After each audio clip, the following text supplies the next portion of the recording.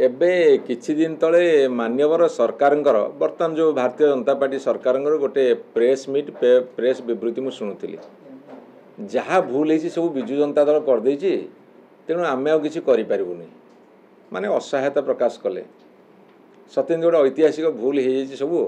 ताको सुधार कौन बाट ना ये महानदी इश्यू पर मु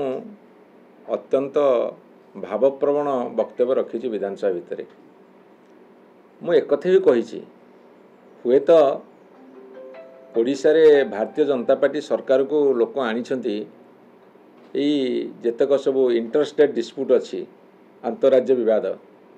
महानदी की नहीं सुवर्णरेखा को लेकिन पोलाभरम को लेकिन नागावली को लेकिन से महानदी हूँ सब गोटे बड़ इश्यू कहीं ओडिशार जीवन रेखा हूँ महानदी एवं सेठी अनेक समय भारतीय जनता पार्टी सरकार दीर्घ दिन धरी शासन कर छत्तीसगढ़ में एवं लास्ट 11 वर्ष केंद्र में भारतीय जनता पार्टी शासन करुच्ची ओडिशा रे आमे विरोधी दल बीजेपी विरोधी भूमिका थिलु तेणु तांको नजर विशेष न थाए एबे तो 3टा सरकार अच्छी ओडिशा रे बीजेपी सरकार छत्तीसगढ़ रे बीजेपी सरकार केंद्र रे बीजेपी सरकार जहाँ हेइची ताकू समाधान कर वर्तमान केमिति आ से ब्यारेज करेनि पानी बंद करेनि ताकू टे तदारख कर एमाने टिकिए कथार ये बिजु जनता दल भूल है ठीक अच्छी तुम्हें सजाड़ किए मना करछि तमर दायित्व को कांधुरु खसे देवाई एभली कथा कहीं कहूच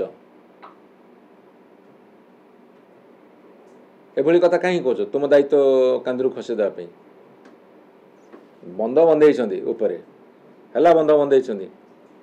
किंतु किछि जल छाड़े से भी उद्यम करुन किए मना करछि 3टा सरकार तो अच्छा गोटे दलर बस गोटे चुक्ति करियो ना 30% 40% जल छाड़ू कथा शेष